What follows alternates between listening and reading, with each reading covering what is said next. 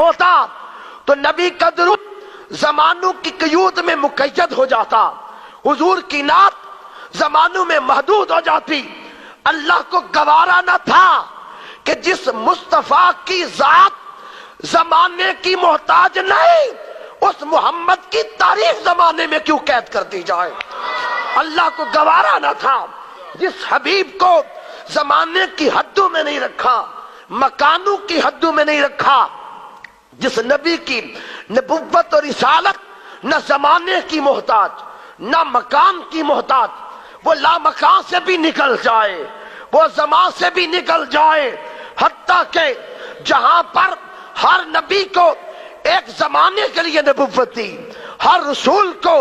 ایک مقام تک، حد تک، باؤنڈری تک لائن لگا کر رسالت کا منصب عطا کیا اور فرمایا یہاں سے لے کر یہاں تک اے موسیٰ آپ پیغمبر نبی ہیں، یہاں سے لے کر یہاں تک حضرت زکریا نبی ہیں، یہاں سے یہاں تک حضرت یحییٰ نبی ہیں۔ تو یوں حد بندی کی، کوئی فلسطین کا نبی تو وہ شام کا نہ تھا، کوئی شام کا ہے دمشق کا نہ تھا، کوئی اس علاقے کا تھا تو اس علاقے کا نہ تھا۔ ان کی نبوت زمانے میں محدود کر دی، ان کی رسالت قیود میں مقید کر دی، مگر جب باری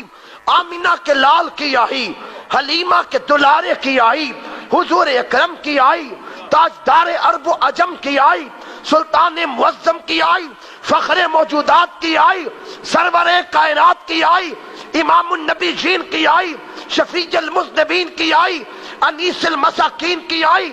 آمینہ کے لال کی آئی، حلیمہ کے دلارے کی آئی۔ اللہ نے فرمایا پیارے آپ کے درود و سلام کی بات کو زمانوں میں قید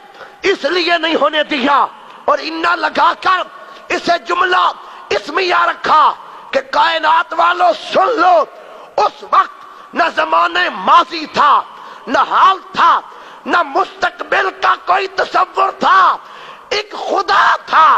دوسرا مصطفیٰ تھا، خدا درود بھیج رہا تھا، محمد پہ بھیجا جا رہا تھا، حدود سے پاک کیا اور پاک کر کے فرمایا اس وقت نہ زمانے ماضی تھا، نہ حال تھا، نہ مستقبل تھا، نہ بھی زمانہ پیدا ہوا تھا، نہ زمانے والے پیدا ہوئے تھے، حتیٰ کہ اس وقت آفتاب کی نور افشانیاں تھیں، نہ کلیوں کی تبسم آرائیاں تھیں، مہتاب کی ضیاء باریاں تھیں، نہ کوس قزح کی رعنائیاں تھیں،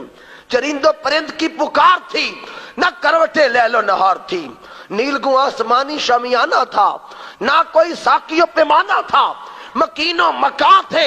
نہ زمین و آسمان تھے، شگفت حجو کی کیاریاں تھی، نہ مہک گلو کی گلکاریاں تھیں، نہ جمادات تھے، نہ نباتات تھے،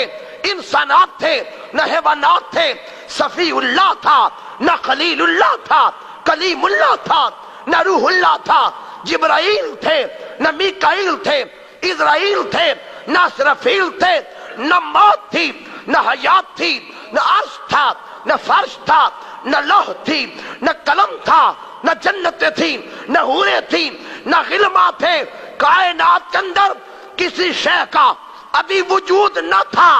تب وہ ثانی تھا، یہ اس کی صنعت تھے، وہ قادر تھا، یہ اس کی قدرت تھے، اہتمام کے ساتھ، انتظام کے ساتھ، پورے وجد کے ساتھ، تصور کے ساتھ، خیال کے ساتھ، تاکید کے ساتھ، اور نگاہوں میں مدینہ سمو کر گنبد خضرا کی ہریالی